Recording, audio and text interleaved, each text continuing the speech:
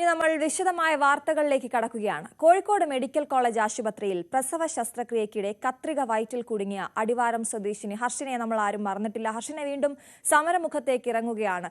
വീഴ്ച വരുത്തിയ ഡോക്ടർമാർക്കെതിരായ അച്ചടക്ക നടപടിയും നിയമ നടപടികളും വേഗത്തിലാക്കണമെന്നും നഷ്ടപരിഹാരവും ആവശ്യപ്പെട്ടാണ് വീണ്ടും സമരത്തിനൊരുങ്ങുന്നത്. നീതിക്ക് വേണ്ടിയുള്ള ഹർഷീനയുടെ പോരാട്ടം നാളുകൾ പിന്നിടുന്നു. പലതവണ സർജറിക്ക് വിധേയമായിട്ടും സർക്കാരിന്റെ ഭാഗത്തുനിന്നും ഒരു കരുണാർദ്രമായ നിലപാട് ഉണ്ടാവുന്നില്ല എന്നാണ് ഹർഷീന പറയുന്നത്. വീണ്ടും പ്രക്ഷോഭ രംഗത്തേക്ക് ഇറങ്ങാനുള്ള തയ്യാറെടുപ്പിലുമാണ്. ഒരു നീതി നൽകുമെന്ന് പലപ്പോഴും പറയുന്നുണ്ട്. കിരണം പോലും ഇപ്പോഴും താങ്കളിലേക്ക് എത്തുന്നില്ല എന്ന് തന്നെ വാസ്തവം. തീർച്ചയായിട്ടും നമ്മൾ ഇത്രയും വലിയൊരു അനാസ്ഥയ്ക്ക് ഇരയായി എല്ലാ തെളിവുകളോടും കൂടി പോലീസ് കുറ്റപത്രം സമർപ്പിച്ചു കഴിഞ്ഞിട്ടും ഈ ആരോഗ്യവകുപ്പ് മന്ത്രി അന്ന് തൊട്ട് ഹർഷനക്കൊപ്പമാണ് സർക്കാർ, മുഖ്യമന്ത്രി അടക്കം നമ്മളെ കാര്യത്തിൽ തീരുമാനവും നീതി ഉറപ്പാക്കുന്നു പറഞ്ഞു എന്നല്ലാതെ ഒരു തരത്തിലുള്ള നീതി ഇതുവരെ നമുക്ക് ഉറപ്പായിട്ടില്ല. അപ്പോൾ അവസാന പ്രതീക്ഷയായിരുന്നു കോടതി. അപ്പോൾ അവിടെ പോലും നമ്മളെ അവഗണിക്കുന്ന ഒരു അവസ്ഥയാണ് കണ്ടിട്ടുള്ളത്. ഈ കുന്നമംഗലം കോടതിയിൽ ഈ ക്രിമിനൽ കേസ് വിചാരണ തുടങ്ങാനിരിക്കുന്ന സമയത്താണ് അവിടെ പോയിട്ട് ഞങ്ങൾ നിരപരാധികളാണെന്ന് പറഞ്ഞ് ഡോക്ടേഴ്സ് പോയിട്ട് ഹൈക്കോടതിയിൽ സ്റ്റേ വാങ്ങിപ്പോകുന്നത്. നമ്മളെ ഭാഗം കേൾക്കാൻ പോലുള്ള ഒരു സമയം തരാതെ അവർ സ്റ്റേ കൊടുത്തു. ഇത്രയും അധികം തെളിവുകൾ ഉണ്ടായിരുന്നിട്ടുണ്ട്. അപ്പോൾ ഈ അവസാന ഒരു പ്രതീക്ഷ കോടതിയാണ്. ഇപ്പം ഒരു കോമ്പൻസേഷന് വേണ്ടി നമ്മൾ എന്തായാലും ഗവൺമെന്റിന്റെ ഭാഗത്തുനിന്ന് ഒരു തരത്തിലുള്ള നീതി ഉറപ്പാവില്ല എന്ന് ഉറപ്പായപ്പോഴാണ് നമ്മളിപ്പോൾ കോടതിയിൽ കോമ്പൻസേഷന് വേണ്ടി ഫയൽ ചെയ്തിട്ടുണ്ട്. അതിന് തീരുമാനമായി വരുമ്പോഴേക്ക് എന്താണെന്ന് നമുക്കറിയില്ല. കോടതിയുടെ പ്രൊസീജിയേഴ്സ് ഒക്കെ അങ്ങനെയാണല്ലോ. നമ്മളെ നഷ്ടങ്ങൾക്ക് ആ ഒരു സമയത്ത് നഷ്ടപ്പെട്ട സമയത്താണല്ലോ നമുക്ക് നഷ്ടപരിഹാരം വേണ്ടത്. അപ്പം അതിന് ഒരു തീരുമാനവും അല്ലെങ്കിൽ ഇത് ചെയ്തവർക്കെതിരെ ഏതെങ്കിലും തരത്തിലുള്ള ഒരു നടപടി ആരോഗ്യവകുപ്പ് മന്ത്രിൻ്റെ ആരോഗ്യ വകുപ്പിൻ്റെ ഭാഗത്തുനിന്ന് ഇതുവരെ ഉണ്ടായിട്ടില്ല.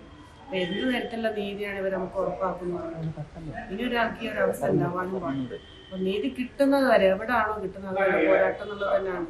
അപ്പോൾ നിരന്തരമായ ഒരു സമരത്തിന് തൽക്കാലം ആരോഗ്യാവസ്ഥ സമ്മതിക്കാത്തതുകൊണ്ടാണ് നമ്മൾ കുറേ മാറി നിന്ന് ഇനി ഏതെങ്കിലും രൂപത്തിലൊരു നീതി കിട്ടും എന്നുള്ള പ്രതീക്ഷയിലായിരുന്നു. നീതി കിട്ടും വരെ സമരം ചെയ്യാന്നുള്ളത് തന്നെയാണ് പോരാട്ടത്തിലുള്ളത്. നീതി എവിടെ കിട്ടുന്നു അവിടെ വരും. കാരണം നമ്മൾ അത്രയും തളർന്നു കഴിഞ്ഞു. ഇനി ഒരാൾക്ക് ഇത്രയും വലിയൊരു ഗതികേട് ഉണ്ടാവാൻ പാടില്ല. ഈ ഡോക്ടർമാർ കോടതിയിൽ പറഞ്ഞത് അവരെ കുറ്റമുക്തരാക്കണം അല്ലെ, അല്ലെങ്കിൽ അവർ കുറ്റക്കാരല്ല എന്നാണ്. അപ്പോൾ എന്താണ്, ആരാണ് കുറ്റക്കാരൻ എന്നതൊരു ചോദ്യമായിട്ട് ഞാനാണ് കുറ്റക്കാരെന്നുള്ളതാണ് ഇപ്പോൾ. കാരണം ഈ കത്രിക വയറ്റിൽ വെച്ച് ഞാൻ ആരും അറിയാൻ പാടില്ലായിരുന്നു, ആരോടും പറയാൻ പാടില്ലായിരുന്നു, ഞാനിങ്ങനെ ഇറങ്ങി വരാൻ പാടില്ലായിരുന്നു.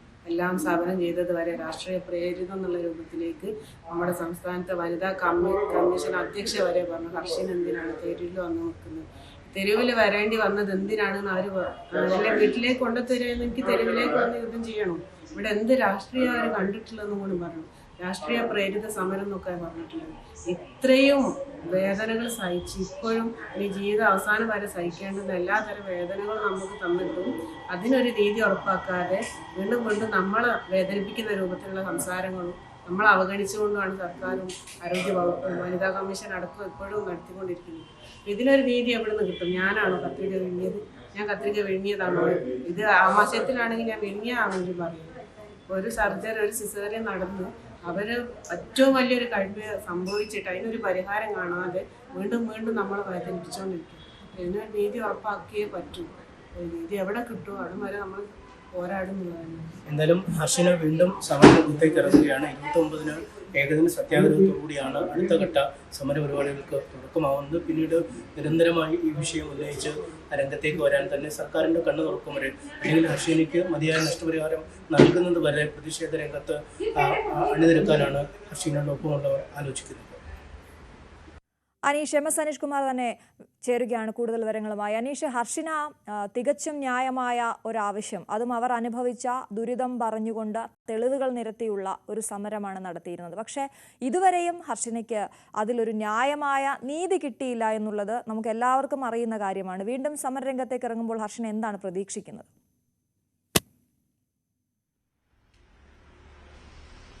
അശ്വതി, നമ്മൾ കണ്ടതാണ് പലപ്പോഴും നീതി തേടി ഹർഷിന സമരപഥത്തിൽ ഇറങ്ങിയിരിക്കുന്നത്. കോഴിക്കോട് മെഡിക്കൽ കോളേജ് ആശുപത്രിയുടെ മുൻവശത്തിനുള്ള സമരപ്പന്തലിൽ കടുത്ത ചൂടും മഴയും മഞ്ഞുമൊക്കെ അവഗണിച്ച് ഒരുപാട് നാളുകൾ സമരം മുഖത്തിരുന്ന കാഴ്ച നമ്മൾ കണ്ടതാണ്. അതിനൊക്കെ ശേഷം അന്വേഷണം ഊർജിതമായി പുരോഗമിക്കുന്നു, അല്ലെങ്കിൽ പോലീസിന് കേസിൻ്റെ അന്വേഷണം ഏൽപ്പിക്കുന്നു. പോലീസ് വളരെ സമർത്ഥമായി തന്നെ ഇക്കാര്യത്തിൽ അന്വേഷണം നടത്തുകയും കോഴിക്കോട് മെഡിക്കൽ കോളേജ് ആശുപത്രിയിൽ നിന്നുള്ള കത്രിക തന്നെയാണ് ഹർഷീനയുടെ വയറ്റിനുള്ളിൽ കുടുങ്ങിയെന്ന് കണ്ടെത്തുകയും ഇതുമായി ബന്ധപ്പെട്ട കുറ്റപത്രം സമർപ്പിക്കുന്ന അടക്കമുള്ള നടപടികളിലേക്ക് നീങ്ങുകയും ചെയ്തു. എന്നാൽ ഈ പ്രതിക്കൂട്ടിൽ നിൽക്കുന്ന ആരോപണ വിധേയരായ ഡോക്ടർമാർ ഹൈക്കോടതിയെ സമീപിക്കുകയും അവർക്ക് കേസിൻ്റെ നടപടിക്രമങ്ങൾ താൽക്കാലികമായി സ്റ്റേ ചെയ്യുന്ന ഒരു നിലപാടിലേക്ക് നീങ്ങുകയും ചെയ്തു. പക്ഷേ ഇത്തരത്തിൽ ഡോക്ടർമാർ ഹർജിയുമായി നീങ്ങുമ്പോഴും സർക്കാർ വേണ്ട രീതിയിൽ ആ ഹർജിയെ എതിർത്തില്ല. അല്ലെങ്കിൽ ഹർഷീനയുടെ വശം പറയാൻ അല്ലെങ്കിൽ എന്താണ് സംഭവിച്ചതെന്ന് സംബന്ധിച്ച് കൃത്യമായി വിശദീകരണം പറയാൻ സർക്കാർ തയ്യാറായില്ല എന്നതാണ് ഹർഷീന പറയുന്നത്. ഈ സമരം ആരംഭിച്ച കാലം മുതൽ ഹർഷീനയ്ക്കൊപ്പമുണ്ട്, അല്ലെങ്കിൽ ഹർഷീനയ്ക്ക് നീതി ലഭ്യമാക്കും എന്ന് ആരോഗ്യമന്ത്രി വീണ ജോർജ് ആവർത്തിച്ച് വ്യക്തമാക്കുമ്പോഴും ഹർഷീനയുടെ ഇത്തരം നിയമ നടപടിക്രമങ്ങൾക്ക് ഒരു തരത്തിലുമുള്ള പിന്തുണ നൽകുന്നില്ല എന്നതാണ് ഹർഷീന ഏറ്റവും വലിയ പരാതിയായി ഉയർത്തിക്കാട്ടുന്നത്. ഈ ഷെയർ പിൻവലിപ്പിക്കാനുള്ള അടിയന്തര നടപടികൾ സർക്കാരിൻ്റെ ഭാഗത്തുനിന്നും ഉണ്ടാവണമെന്നാണ് ഒരാവശ്യം. മറ്റൊരു ആവശ്യം, ഈ കത്രിക ഉള്ളിൽ കുടുങ്ങിയ നാൾ മുതൽ വലിയ ശാരീരിക പ്രശ്നങ്ങൾ കൂടി കടന്നു പോവുകയാണ് ഹർഷീന. 3 കുട്ടികളുടെ അമ്മയാണ് ആ സ്ത്രീ. അവർക്ക് അവരുടെ സ്വന്തം കാര്യങ്ങൾ പോലും നേരാവണ്ണം നോക്കി നടത്താൻ കഴിയാത്ത അവസ്ഥയിലേക്ക് അവരുടെ ശാരീരിക സ്ഥിതി ദുർബലമായി. പലതവണ ശരീരത്തിൽ ശസ്ത്രക്രിയകൾ നടത്തേണ്ടി വന്നു. ഇനിയും ആ ശരീരത്തിലേറ്റ ക്ഷതങ്ങൾ മാറണമെങ്കിൽ ശസ്ത്രക്രിയകൾ വേണ്ടിവരും എന്നാണ് ആരോഗ്യ വിദഗ്ധർ അവർക്ക് മുന്നറിയിപ്പ് നൽകുന്നത്. അതുകൊണ്ട് അവരുടെ ജീവിതം തന്നെ അക്ഷരാർത്ഥത്തിൽ ആ ഒരു കത്രിക മൂലം ഹോമിക്കപ്പെടുന്ന അവസ്ഥയിലേക്ക് കാര്യങ്ങൾ നീങ്ങി. അതുകൊണ്ട് അർഹമായ ഒരു നഷ്ടപരിഹാരം ഈ വിഷയവുമായി ബന്ധപ്പെട്ട് നൽകണം എന്ന ആവശ്യമാണ് അവർ മുന്നോട്ട് വയ്ക്കുന്നത്. ഈ ആരോഗ്യ പ്രവർത്തകരായ ആളുകളുടെ പിഴവാണ് ഇത്തരത്തിലൊരു കത്രിക വയറ്റിനുള്ളിൽ കുടുങ്ങാൻ കാരണമായത്. പക്ഷേ ആ ആരോഗ്യ പ്രവർത്തകർക്കെതിരെ അല്ലെങ്കിൽ ഡോക്ടർമാർക്കെതിരെ ഒരു അച്ചടക്ക നടപടി സർക്കാരിൻ്റെ ഭാഗത്തുനിന്നും ഒരു ഘട്ടത്തിലും ഉണ്ടാവുന്നില്ല. നിയമ നടപടികൾ മുന്നോട്ട് പോകട്ടെ എന്ന ഒരു അലസ സമീപനം ഇക്കാര്യത്തിൽ സർക്കാർ സ്വീകരിക്കുന്നു എന്നാണ് അവർ പറയുന്നത്. അതുകൊണ്ട് അത്തരത്തിലൊരു അച്ചടക്ക നടപടി എന്നതിനെക്കുറിച്ചുള്ള ആലോചനകൾ പോലും സർക്കാർ നടത്തുന്നില്ല. അടിയന്തരമായി സ്വീകരിക്കുക, നഷ്ടപരിഹാരം നൽകുക, ഒപ്പം കോടതികളിൽ നടക്കുന്ന നിയമ നടപടികളെ പിന്തുണയ്ക്കുകയും സ്റ്റേ നീക്കാനുള്ള അടിയന്തര നടപടികൾ നീക്കുകയും ചെയ്യണമെന്ന ആവശ്യമാണ് അവർ മുന്നോട്ട് വയ്ക്കുന്നത്. എന്തായാലും ഈ 29-നാണ് ഏകദിന സത്യാഗ്രഹ സമരം അവർ നടത്താൻ പോകുന്നത്. കോൺഗ്രസ് നേതാവ് മുല്ലപ്പള്ളി രാമചന്ദ്രൻ അടക്കമുള്ള ആളുകൾ സമരപന്തലിലേക്ക് എത്തും. നേരത്തെയും ഒരുപാട് ആവശ്യങ്ങൾക്ക് ഓരോ ഘട്ടത്തിലും വലിയ പടപൊരുതലുകൾ നടത്തിയാണ് അവർ ഓരോ ആവശ്യങ്ങളും നേടിയെടുത്തത്. ഇനി അവർ ഉന്നയിക്കുന്ന കാര്യങ്ങൾ നേടിയെടുക്കുന്നതിനായും ഒരു സമരമുഖത്തേക്ക് തന്നെ ഇറങ്ങാനാണ് ഈ വീട്ടമ്മ തീരുമാനിച്ചിരിക്കുന്നത്. അശ്വതി, അതാണ് അനീഷ്, ഈ വിഷയത്തിൽ ഹർഷനയ്ക്ക് വേണ്ട ആവശ്യമായ നഷ്ടപരിഹാരം കിട്ടിയില്ല, അല്ലെങ്കിൽ ഇത്തരത്തിൽ വലിയ ഒരു ഗുരുതര വീഴ്ച വരുത്തിയവർക്കെതിരെ നടപടിയില്ല എന്ന് പറയുമ്പോഴും അവർക്കെതിരെ രൂക്ഷമായ വിമർശനം ഉന്നയിക്കാൻ, അല്ലെങ്കിൽ ഈ സമരത്തിനിറങ്ങുന്ന ഹർഷനയ്ക്കെതിരെ രൂക്ഷമായ വിമർശനം ഉന്നയിക്കുന്നു എന്നൊരു പരിഭവം കൂടി, ഒരു വേദന കൂടി ഹർഷന അനീഷിനോട് പങ്കുവെക്കുന്നുണ്ടായിരുന്നു. എന്തിനാണ് ഇങ്ങനെ തെരുവിലേക്ക് ഇറങ്ങുന്നത് ഈ ആവശ്യം ഉന്നയിച്ച്? ഞാനാണോ കത്രിക വിഴുങ്ങിയത് എന്നാണ് ഹർഷന ചോദിക്കുന്നത്.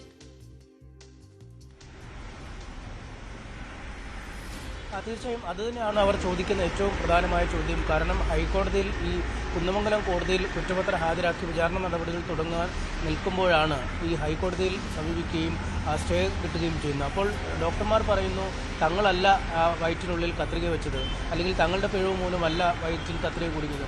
അപ്പോഴാണ് ഹർഷീനയുടെ ചോദ്യം വരുന്നത്, താൻ കത്രിക വിഴുങ്ങിയതാണോ? ആ ഒരു ചോദ്യത്തിന് കൃത്യമായ ഉത്തരം നൽകാൻ ഒരു കാലത്തും ആരോഗ്യവകുപ്പിന് കഴിഞ്ഞിട്ടില്ല. ആരോഗ്യവകുപ്പിൻ്റെ ഗുരുതരമായ പിഴവാണ് ഇക്കാര്യത്തിൽ സംഭവിച്ചതെന്ന് ആരോഗ്യമന്ത്രി ഒരു കാലത്തും സമ്മതിക്കാത്ത സാഹചര്യം. തിരിച്ചു വരാം. ഇപ്പോൾ സമരസമിതിയിൽ നിന്ന് ദിനേശ് പെരുമണ്ണൂർ നമുക്കൊപ്പം ടെലിഫോൺ ലൈനിൽ ചേരുന്നുണ്ട്. ശ്രീ ദിനേശ്, നമ്മൾ ഈ ഒരു അവസരത്തിൽ ഹർഷന വീണ്ടും സമരത്തിന് ഇറങ്ങുകയാണ്. ഒരുപാട് ബുദ്ധിമുട്ടുകൾ സഹിച്ചുകൊണ്ടാണ് ആ സ്ത്രീ ഇപ്പോൾ ജീവിതം മുന്നോട്ട് കൊണ്ടുപോകുന്നത്. ഇനിയും അവരുടെ ആവശ്യങ്ങൾ കണ്ടില്ലെന്ന് നടിക്കാൻ സർക്കാരിനാകുമോ, അധികൃതർക്കാകുമോ എന്നുള്ള ചോദ്യം ഇപ്പോഴും ഉയരുകയാണ്. അല്ല, സർക്കാർ എന്തുകൊണ്ടാണ് ഹർഷിനക്ക് നീതി ഉറപ്പാക്കാൻ ഇങ്ങനെ വൈകുന്നത്? ഇപ്പോ നീതി ഉറപ്പാക്കാൻ ഞങ്ങളൊക്കെ നേരത്തെ പ്രതീക്ഷിച്ചിരുന്നത് സർക്കാരിന് ബോധ്യമായി കഴിഞ്ഞാൽ അവർ നീതി ഉറപ്പാക്കുമെന്നായിരുന്നു. ഇപ്പൊ ഹർഷിനക്ക് മുൻപിൽ എത്തിച്ചേർന്ന നീതിയുടെ വാതിലുകൾ കൊട്ടിയടക്കുകയാണ്. സർക്കാർ തന്നെയാണ് ഇപ്പോൾ കൂട്ടുനിൽക്കുന്നത് ഈ കേസ് അട്ടിമറിക്കാൻ. ആദ്യം സർക്കാർ പറഞ്ഞത് എന്താ? സർക്കാർ പറഞ്ഞു ഇത് എവിടെ നിന്നാണ് എന്ന് കൃത്യമായിട്ട് തെളിയിക്കപ്പെടട്ടെ, എന്നാൽ ഹർഷിനക്ക് നഷ്ടപരിഹാരം നൽകും, കുറ്റക്കാർക്കെതിരെ നടപടി സ്വീകരിക്കും. ഈ സർക്കാരിന്റെ തന്നെ പോലീസ് അസിസ്റ്റന്റ് കമ്മീഷണർ സുദർശനന്റെ നേതൃത്വത്തിലുള്ള പോലീസ് ടീം അന്വേഷിച്ച് ആ അന്വേഷണത്തിലാണ് കുറ്റപത്രം സമർപ്പിക്കപ്പെട്ടത്. കൃത്യമായിട്ടും അത് കോഴിക്കോട് മെഡിക്കൽ കോളേജിൽ നിന്നാണ് ഈ നെഗ്ലിജൻസ് നടന്നിട്ടുള്ളത്. അവരുടെ വയറ്റിനകത്ത് 12 സെന്റിമീറ്റർ നീളത്തിലും 6 സെന്റിമീറ്റർ വീതിയിലുമുള്ള ഈ പ്രസവ ശസ്ത്രക്രിയയ്ക്ക് ഉപയോഗിക്കുന്ന ഉപകരണം പെട്ടിട്ടുള്ളത്. അത് പേറി 6 വർഷക്കാലം ആ സഹോദരി കഷ്ടപ്പെട്ട് വലിയ ദുരിതം പേറി ജീവിച്ചവരാണ്. എന്നിട്ടത് ആ കത്രിക പുറത്തെടുത്തതിന് ശേഷം മന്ത്രി പറഞ്ഞത് ഇത് എവിടെ നിന്നാണെന്ന് തെളിയട്ടെ.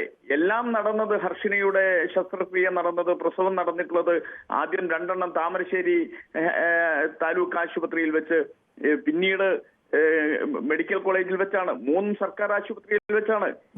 ഏത് ആശുപത്രിയാണെങ്കിലും സർക്കാർ ആയിരുന്നു ഉത്തരവാദി. പക്ഷെ അന്ന് പറഞ്ഞത് ഇത് ഏത് ആശുപത്രിയിൽ നിന്നാണെന്ന് തെളിയട്ടെ. അപ്പോൾ മെഡിക്കൽ കോളേജിൽ നിന്നാണ് 2 ഡോക്ടർമാരും 2 നഴ്സസ്മാരും പ്രതികളാണ് എന്ന് കൃത്യമായും തെളിവുകളോടുകൂടി ഈ സർക്കാരിന്റെ തന്നെ പോലീസ് അന്വേഷിച്ച് കണ്ടെത്തിയിട്ടും എന്തുകൊണ്ടാണ് ഹർഷിനക്ക് നീതി ഉറപ്പാക്കാത്തത്? നീതി ഉറപ്പാക്കുന്നില്ല എന്ന് മാത്രമല്ല, ഹർഷിനയുടെ പേരിലുള്ള കുന്നമംഗലം കോടതിയിലുള്ള കേസ് ഹൈക്കോടതിയിൽ ആ കേസിന് സ്റ്റേ കിട്ടാൻ ഇവിടെയുള്ള പ്രോസിക്യൂഷൻ സർക്കാരിന്റെ അഭിഭാഷകർ മൗനം പാലിച്ചു, പ്രതികൾക്ക് അനുകൂലമായി നിന്നു എന്നാണ് ഞങ്ങൾ ആരോപിക്കുന്നത്. അപ്പോ അതുകൊണ്ട് തന്നെ ഇത് വളരെ സർക്കാർ തന്നെ ഇപ്പോ അവർക്ക് നീതിയുടെ വാതിലുകൾ കൊട്ടിയടക്കുകയാണ്. ശ്രീ ദിനേശ് പെരുമണ്ണ, ഇതിനു മുമ്പും ഹർഷിന തെരുവിലേക്ക് ഇറങ്ങിയിരുന്നു, നമ്മൾ കണ്ടതാണ് ആ സമരം. പക്ഷേ ഇപ്പോൾ അല്ലെങ്കിൽ ഒരു തവണ കൂടി ഇറങ്ങുമ്പോൾ പ്രതീക്ഷ വയ്ക്കുന്നത് എന്താണ്? ഇത്രയും നാളിത് കാണാതിരുന്ന അല്ലെങ്കിൽ കണ്ടിട്ടും കണ്ടില്ലെന്ന് നടിച്ച ആളുകൾ ഇനിയും കണ്ണു തുറക്കുമെന്നാണോ പ്രതീക്ഷ? അല്ല, ഹർഷിന മാത്രമല്ലല്ലോ ഈ സമരത്തിന് ഇറങ്ങുന്നത്. ഹർഷിനക്കൊപ്പം വലിയ ഒരു സമരസമിതി, ഒരു പൊതുജനങ്ങളുടെ ശക്തിയുണ്ട്. ആ ശക്തി ഒന്നടങ്കം ഹർഷിനക്കൊപ്പം ഉണ്ട്. 104 ദിവസക്കാലം കോഴിക്കോട് മെഡിക്കൽ കോളേജിന്റെ മുന്നിൽ തെരുവിലിരുന്നു കൊണ്ട് സഹോദരി സമരം ചെയ്തപ്പോൾ ഞങ്ങളെല്ലാം ആ സമരസമിതി അതിന് നേതൃത്വം കൊടുത്തിട്ടുള്ളതാണ്. അവരെ കാക്കാൻ കേരളത്തിലെ പൊതുസമൂഹം ഉണ്ടായിട്ടുണ്ട്. ഞങ്ങൾ ഉൾപ്പെടെയുള്ളവർ അതിന് മുൻപന്തിയിൽ നിന്ന് പ്രവർത്തിച്ചുകൊണ്ടിരിക്കുകയാണ്, ഇന്നും പ്രവർത്തിച്ചുകൊണ്ടിരിക്കുകയാണ്. അപ്പോൾ ഹർഷിനയുടെ മാത്രം തീരുമാനമല്ല, ഞങ്ങൾ സമരസമിതിയുടെ കൂടി തീരുമാനമാണ്. കോഴിക്കോട് കലക്ട്രേറ്റിന് മുൻപിൽ ഈ വരുന്ന അടുത്ത ദിവസം അവിടെ 29-ാം തീയതി ഏകദിന സത്യാഗ്രഹം നടത്താൻ, തുടർന്നും സമരങ്ങൾ ചെയ്യും. ഈ സെക്രട്ടേറിയറ്റ് ഈ നിയമസഭാ സമ്മേളനം ആരംഭിക്കുമ്പോൾ തിരുവനന്തപുരം സെക്രട്ടേറിയറ്റിന് മുന്നിൽ ഞങ്ങൾ സമരം ചെയ്യും. തുടർന്ന് ഈ സമരങ്ങൾ ഞങ്ങൾ കൊണ്ടുപോകും. ഇപ്പോൾ ആരോഗ്യ മേഖലയിൽ വലിയ ചർച്ചകളാണല്ലോ നടക്കുന്നത്. ആരോഗ്യ വകുപ്പ് മന്ത്രി പറയുന്നത് ആരോഗ്യ മേഖല കേരളത്തിലേത് വാനോളം ഉയർന്നു നിൽക്കുന്നു, ഏത് സംവാദത്തിനും തയ്യാറാണ് എന്നാണ്. ആ സഹോദരി ആരോഗ്യ വകുപ്പ് മന്ത്രിയെ സംവാദത്തിന് വിളിച്ചില്ലേ? ഹർഷിന ആരോഗ്യ വകുപ്പ് മന്ത്രിയുമായിട്ട് സംവാദത്തിന് തയ്യാറാണ്. ആ സംവാദത്തിന് വേദിയൊരുക്കാൻ മന്ത്രി പറയുന്ന ഇടത്ത് സമരസമിതി തയ്യാറാണ്. എന്തുകൊണ്ടാണ് അവരുടെ മുന്നിൽ മന്ത്രി ഒളിച്ചോടുന്നത്? ഈ സർക്കാർ ഒളിച്ചോടുകയല്ലേ?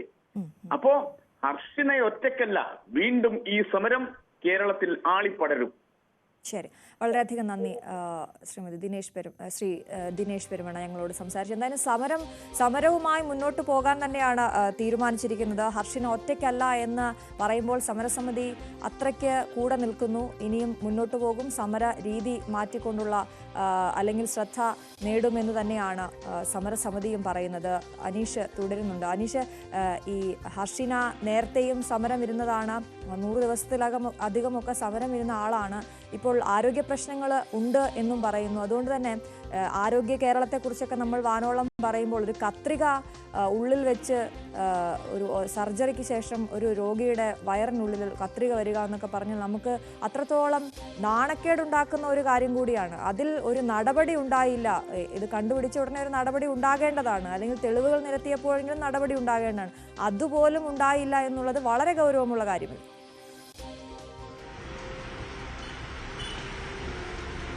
തീർച്ചയായും അശ്വതി, നമുക്കറിയാം മലബാറിലെ അല്ലെങ്കിൽ കേരളത്തിലെ തന്നെ ഏറ്റവും അധികം ആളുകൾ എത്തുന്ന ഒരു മെഡിക്കൽ കോളേജ് ആശുപത്രിയാണ് കോഴിക്കോട് മെഡിക്കൽ കോളേജ് ആശുപത്രി.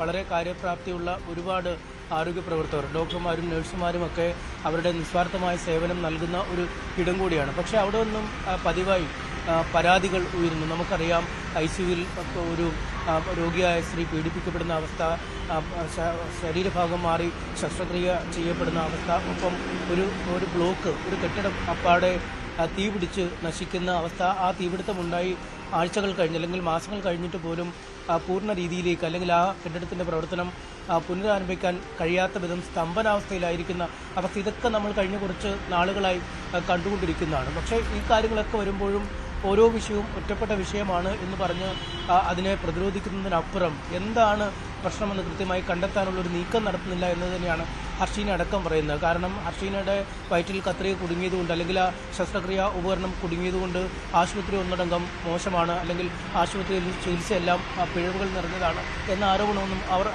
ഉന്നയിക്കുന്നില്ല. പക്ഷേ ഈ പിഴവുകൾ ഉണ്ടാകുമ്പോൾ ആ പിഴവുകൾ എവിടെ നിന്നുണ്ടായി എന്ന് കണ്ടെത്തുന്നതിനും പിഴവിന് കാരണക്കാരായ ഉദ്യോഗസ്ഥർക്കെതിരെ മാതൃകാപരമായ നടപടിയെടുക്കുന്നതിനും ഈ പിഴവിൻ്റെ പരിണതഫലം അനുഭവിക്കുന്ന ഇരയ്ക്ക് മതിയായ നഷ്ടപരിഹാരം നൽകുന്നതിനുമുള്ള ബാധ്യത ആ ആരോഗ്യ സംവിധാനമുണ്ട്. അപ്പോഴാണ് സുഭദ്രമായ സംവിധാനത്തെക്കുറിച്ച് കുറച്ചുകൂടി ഒരു വിശ്വാസ്യത ആളുകൾക്ക് വരിക. പക്ഷേ ഇത് ഓരോ പ്രശ്നം ഉണ്ടാകുമ്പോഴും അത് മറച്ചു വയ്ക്കുന്നതിനോ അല്ലെങ്കിൽ അത് അംഗീകരിക്കാതിരിക്കുന്നതിനോ ഇരയുടെ നീതി നിഷേധിക്കുന്നതിനുള്ള നീക്കമാണ് ആരോഗ്യമന്ത്രിയുടെ ഭാഗത്തുനിന്നും ഉണ്ടാവുന്നതെന്നാണ് ഹർഷീന ആവർത്തിച്ച് വ്യക്തമാക്കുന്നത്. എന്താണ് ആ തടസ്സം? പോലീസ് അന്വേഷണത്തിൽ വ്യക്തമായതാണ് കോഴിക്കോട് മെഡിക്കൽ കോളേജ് ആശുപത്രിയിലെ ശസ്ത്രക്രിയക്കിടെയാണ് ഈ ഉപകരണം വയറ്റിൽ കുടുങ്ങിയതെന്ന്. ഉത്തരവാദികളായ ഡോക്ടർമാർ ആരൊക്കെയാണ് എന്ന അന്വേഷണത്തിൽ കണ്ടെത്തിയിരുന്നു. ഇത്ര കൃത്യമായ തെളിവുകൾ ലഭിച്ചിരിക്കുന്ന സാഹചര്യത്തിലും എന്തിനാണ് വീണ്ടും ഒരു പ്രതിരോധം തീർക്കാൻ മന്ത്രി ശ്രമിക്കുന്നത്? അല്ലെങ്കിൽ ഇരയെ വീണ്ടും വീണ്ടും ആക്ഷേപിക്കുന്ന അവർ നടത്തുന്ന സമരങ്ങൾ രാഷ്ട്രീയ പ്രേരിതമാണ് എന്ന് പറയുന്നത് എന്തിനോ എന്ന ചോദ്യമാണ് ഇപ്പോഴും ബാക്കിയാവുന്നത്. ആ ചോദ്യങ്ങൾക്ക് ഉത്തരം തേടി തന്നെയാണ് വീണ്ടും ഹർഷീന സമരമുഖത്തേക്ക് ഇറങ്ങുന്നത്. ശരി, എം എസ് സനീഷ് കുമാറാണ് വിശദവിവരങ്ങൾ നൽകിയത്. മറ്റൊരു വാർത്തയിലേക്ക് പോകാം. കിഫ്ബി വഴി 6 കോടി രൂപ ചെലവിട്ട് നിർമ്മാണം പൂർത്തിയാക്കിയ സ്കൂൾ കെട്ടിടത്തിൽ ചോർച്ച. Ernakulam Chellanam Puthenthode government higher secondary school കെട്ടിടമാണ് ചോരുന്നത്. ചോർച്ച മൂലം ഒരു ക്ലാസും ഒഴിപ്പിച്ചു. സ്കൂളിന്റെ ഭിത്തിയിലും വിള്ളലുകളുണ്ട്.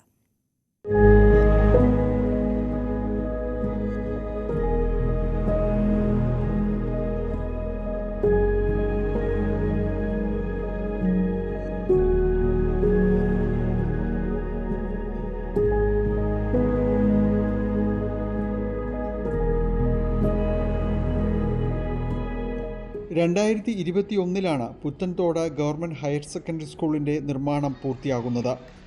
6 കോടി രൂപ നിർമ്മാണ ചെലവിൽ പൂർത്തിയാക്കിയ കെട്ടിടത്തിൻ്റെ ഇപ്പോഴത്തെ അവസ്ഥ ഇതാണ്.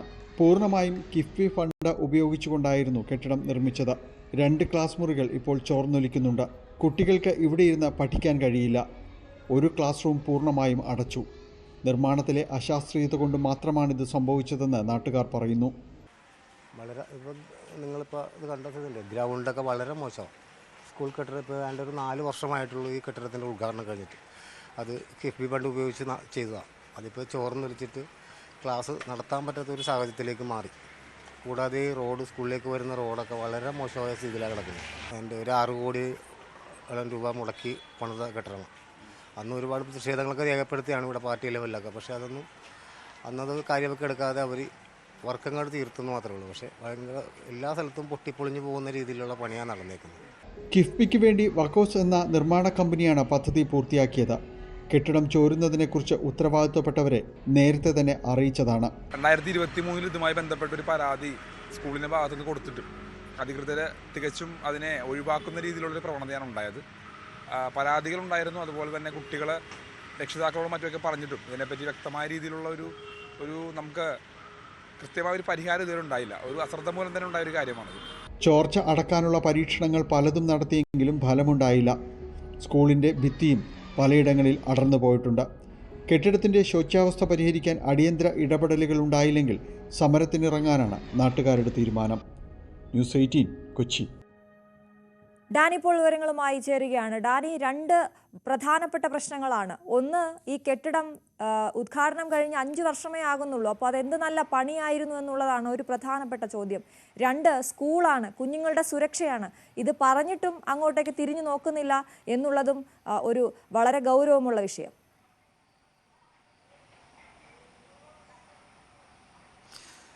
അശ്വതി, നല്ല പണിയായിരുന്നു എന്ന് നാട്ടുകാർ ഒന്നടങ്കം സമ്മതിക്കുന്നുണ്ട്. കാരണം അല്ലെങ്കിൽ ഇതുപോലെ ഈ രീതിയിലേക്ക് കാര്യങ്ങൾ എത്തില്ലായിരുന്നു. 2 ക്ലാസ് റൂമുകളാണ് ചോർന്നൊലിക്കുന്നത്. വാർക്ക കെട്ടിടം, നമ്മൾ സ്വാഭാവികമായും ഈ ഓട് മേഞ്ഞ കെട്ടിടങ്ങളിൽ നിന്ന് സ്കൂളുകളെല്ലാം തന്നെ താരതമ്യേന സുരക്ഷിതമെന്ന് വിശ്വസിക്കുന്ന രീതിയിലേക്ക് ഈ കോൺക്രീറ്റ് കെട്ടിടങ്ങളിലേക്ക് മാറുമ്പോൾ പ്രതീക്ഷിക്കപ്പെടുന്നത് ചോരാത്ത, ആ രീതിയിൽ വിള്ളലുകൾ വീഴാത്ത അത്തരം സാധ്യതകളെല്ലാം തന്നെയാണ്. പക്ഷേ 2021 പൂർത്തിയാക്കുന്ന കെട്ടിടം 3 വർഷത്തിൽ അതിൻ്റെ ഒരു കോൺട്രാക്ട് പീരീഡ് ഉണ്ട്, ഒരു എഗ്രിമെൻറ്റ് പീരീഡ് ഉണ്ട്. അതിൻ്റെ ഒരു ഗ്യാരണ്ടി ആ പീരീഡ് എല്ലാം വരും. അതിനുള്ളിലാണ് ഇത് സംഭവിക്കുന്നതെന്നാണ്. 2 ക്ലാസ് റൂമുകൾ ചോർന്ന് ഒലിക്കുന്നൊരവസ്ഥയിലേക്ക് വരുന്ന ഒരു കോൺക്രീറ്റ് കെട്ടിടമാണ് ഈ രീതിയിലേക്ക് വരുന്നത്. അത് ചോർന്നൊലിക്കുന്നതെന്ന് മാത്രമല്ല, ക്ലാസ് റൂമിന് കാര്യമായ രീതിയിൽ തന്നെ 2 ഭിത്തികൾക്ക് അതിന് വിള്ളൽ വീണിട്ടുണ്ട്. അത് മാത്രവുമല്ല, ആ കുട്ടികൾ വന്ന് അവർ ക്ലാസ് മുറിക്ക് പുറത്തുള്ള അരമതൽ മതൽ അത് പല ഭാഗങ്ങളിലും അടർന്നു പോകുന്നു. ഈ നാട്ടുകാരെല്ലാം തന്നെ പറയുന്നൊരു കാര്യമുണ്ട്. അവിടെ എത്തി നമ്മൾ അതിനെ അന്വേഷിക്കുമ്പോൾ ഇത് തുടക്കത്തിൽ തന്നെ പറഞ്ഞിരുന്നതിൽ ഏറ്റവും പ്രധാനപ്പെട്ട കാര്യം ഇതിൽ വേണ്ടത് സിമെൻ്റാണ്. അത് വളരെ കുറവായിരുന്നു എന്നാണ് പരിഹാസ രൂപേണ ആളുകൾ സംസാരിക്കുകയെല്ലാം തന്നെ ചെയ്യുന്നത്. നമ്മളോട് സംസാരിക്കുന്നവർ അത് തന്നെയാണ് പറയുന്നത്. ഈ കെട്ടിടത്തിനകത്ത് എങ്ങനെയാണ് കുട്ടികൾക്കിരുന്ന് പഠിക്കാൻ കഴിയുക എന്നവർ ചോദിക്കുന്നു. കൃത്യമായ രീതിയിൽ അത് 6 കോടി രൂപ ചെലവഴിച്ചാണ് പുതിയ നിർമ്മിതികളെല്ലാം തന്നെ പൂർത്തിയാക്കുന്നത്, കിഫ്ബി വഴിയെല്ലാം തന്നെ പൂർത്തിയാക്കുന്നത്. ഇതൊരു സ്കൂൾ കെട്ടിടമാണ്. പുതിയ അധ്യയന വർഷം എല്ലാം തന്നെ അത് മുന്നോട്ട് പോവുകയും എല്ലാമാണ്. അപ്പോൾ ഇതിനകത്ത് ഇരുന്ന് ഇപ്പോൾ പഠിക്കാൻ കഴിയാത്ത അവസ്ഥയിലേക്ക് വരുന്നു. ക്ലാസ് റൂം മഴ വളരെ കനത്ത രീതിയിൽ തന്നെയാണ് പോകുന്നത്. തീരദേശ മേഖലയിലുള്ള സ്കൂളാണ്, ചെല്ലാനത്താണ്. കൂടുതൽ കുട്ടികൾ പഠിക്കുന്നത് മത്സ്യത്തൊഴിലാളികളുടെ കുട്ടികളാണ്. സാമ്പത്തികമായി പിന്നോക്കം നിൽക്കുന്നവരാണ് കൂടുതലും ഇവിടേക്ക് എത്തുകയും ചെയ്യുന്നത്. അങ്ങനെ ഒരു സ്കൂളിനെ അത്തരം പരാധീനതകളിൽ നിന്ന് മോചിപ്പിക്കേണ്ടതുണ്ട്, അടിയന്തര നടപടികൾ സ്വീകരിക്കേണ്ടതുണ്ട്.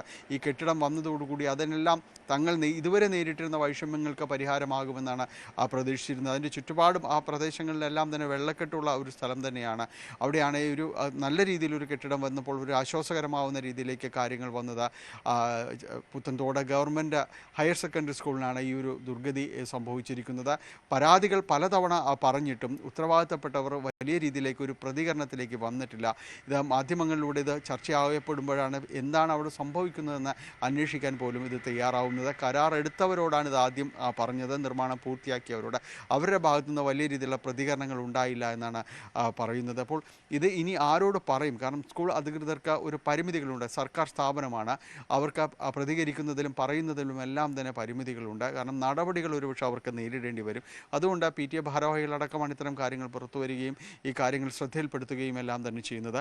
അടിയന്തര നടപടികളില്ലെങ്കിൽ സമരത്തിലേക്ക് അടക്കം കടക്കുമെന്ന് തന്നെയാണ് ഇവർ വ്യക്തമാക്കുന്നത്. അതാണ് ഡാനി പറഞ്ഞതുപോലെ തീരദേശ മേഖലയാണ്. അവർക്ക് എപ്പോഴും അവർ ചോദിക്കുന്നതാണ്, ഞങ്ങൾക്ക് ആരും ചോദിക്കാനും പറയാനും ഇല്ലേ എന്നുള്ളത്. ഞങ്ങൾ ഇങ്ങനെ ദുരിതം അനുഭവിക്കുന്നത് നിങ്ങൾ കാണുന്നില്ലേ എന്ന്. നമ്മളെപ്പോഴും ഇത്തരത്തിലുള്ള അവിടെ വെള്ളം കയറുമ്പോഴും കടലാക്രമണം രൂക്ഷമാകുമ്പോഴും ഒക്കെ ആളുകളെ മാറ്റിപ്പാർപ്പിക്കുന്നതടക്കം ഈ സ്കൂളുകളിലേക്കാണെന്ന് കൂടി നമ്മൾ ഓർക്കണം. ഒന്നത്. 2, കിട്ടാനുള്ളവർക്ക് കിട്ടി, ഇത് കോൺട്രാക്ട് ഏറ്റെടുത്ത് ചെയ്തവർക്ക് പൈസ കിട്ടി, കൊടുത്തവർ കൊടുത്തു കഴിഞ്ഞു എന്നും പറഞ്ഞു. ഞങ്ങൾ 6 കോടി ചിലവഴിച്ചു എന്ന് പറഞ്ഞ് വലിയ കെങ്കേമമായ ഉദ്ഘാടനമൊക്കെ നടത്തിയിട്ടുണ്ടാകും. പാവം കുഞ്ഞുങ്ങളും തീരദേശവാസികളുമാണ് അനുഭവിക്കുന്നത്.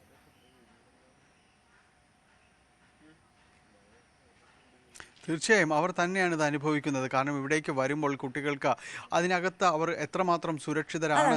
ഡാനിയിലേക്ക് വരാം. ഇപ്പോൾ അവിടെ നിന്നുള്ള ഒരു പ്രദേശവാസി സലീം നമുക്കൊപ്പം ചേരുകയാണ്. സലീം കണ്ടക്കടവ്. സലീം, ഈ ദൃശ്യങ്ങൾ ഞങ്ങൾ കാണുന്നുണ്ട്, കാണുമ്പോൾ സഹിക്കുന്നില്ല. കാരണം 6 കോടി ചിലവിൽ നല്ല കെട്ടിടമുണ്ടാക്കി തന്നു എന്ന് പറയുന്നതിനപ്പുറത്തേക്ക് അതിന്റെ ദുരവസ്ഥ കാണാൻ സാധിക്കുന്നുണ്ട്. എന്താണ് താങ്കൾക്ക് പറയാനുള്ളത്?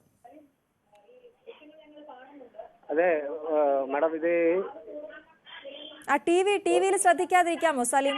ഫോണിൽ സംസാരിച്ചോളൂ. TV ഒന്ന് മ്യൂട്ട് ചെയ്യാമോ? പറഞ്ഞോളൂ.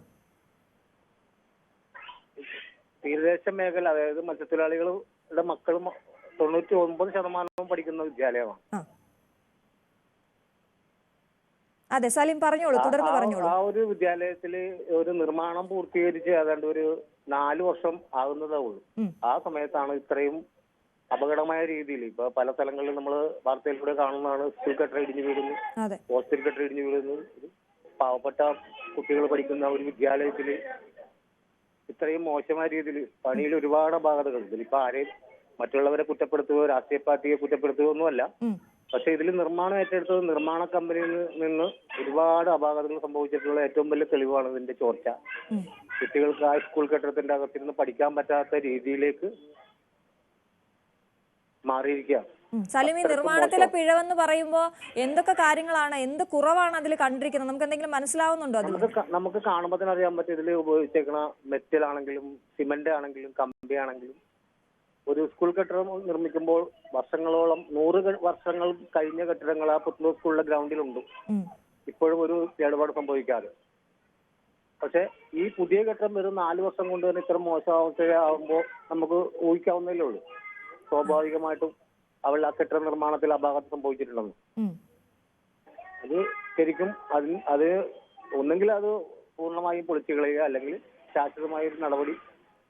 അല്ല, ഇതിപ്പോ നമ്മളിപ്പോ അറിയിച്ചിരിക്കുന്നത് ഈ നിർമ്മാണം നടത്തിയവരോടാണ് അറിയിച്ചിരിക്കുന്നത്, അതോ ഗവൺമെന്റിനോടും അറിയിച്ചിട്ടുണ്ടോ? ഇത് ഞങ്ങൾ കൊടുക്കാവുന്ന രീതിയിൽ പരാതികൾ ഇവിടുത്തെ പ്രാദേശികവാസികൾ എന്നുള്ള നിലയിലും എല്ലാ രീതിയിലും നമ്മൾ എന്താ പരാതികൾ കൊടുത്തു. എന്നിട്ട് എന്ത് മറുപടിയാണ് കിട്ടിയത്? മറുപടി ഇന്നലെ ഇതിന്റെ എഞ്ചിനീയർമാര് വന്ന് ഇതെല്ലാം നോക്കിക്കണ്ട് അത് വിലയിരുത്തിക്കൊണ്ട് അവർ പോയെന്നാണ് അറിയാൻ കഴിഞ്ഞത്, സ്കൂളിൽ നിന്ന് അറിയാൻ കഴിഞ്ഞത്. അതിന്റെ ഉടനെ ഇതിന്റെ ഒരു പരിഹാരം ഉണ്ടാവുമെന്നാണ് ഞങ്ങൾക്ക് ഒരു പ്രതീക്ഷ. ഇതിപ്പോ ആ തൂണിന്റെ ഭാഗത്തെ ആ ഇളകി കിടക്കുന്നൊക്കെ കണ്ടാല് നമ്മൾ 5 വർഷം ആയേ ഉള്ളൂ, അല്ലെങ്കിൽ 5 വർഷം മുമ്പ് പണിതൊരു കെട്ടിടമാണോ എന്ന് നമുക്ക് സംശയം തോന്നുന്ന രീതിയിലാണ് അതിന്റെ പണി. അതെ, തീർച്ചയായിട്ടും. ആ കെട്ടിടം ഏതാണ്ട് 2001 കെട്ടിടത്തിന്റെ നിർമ്മാണ ഉദ്ഘാടനം നിർവഹിച്ചത്.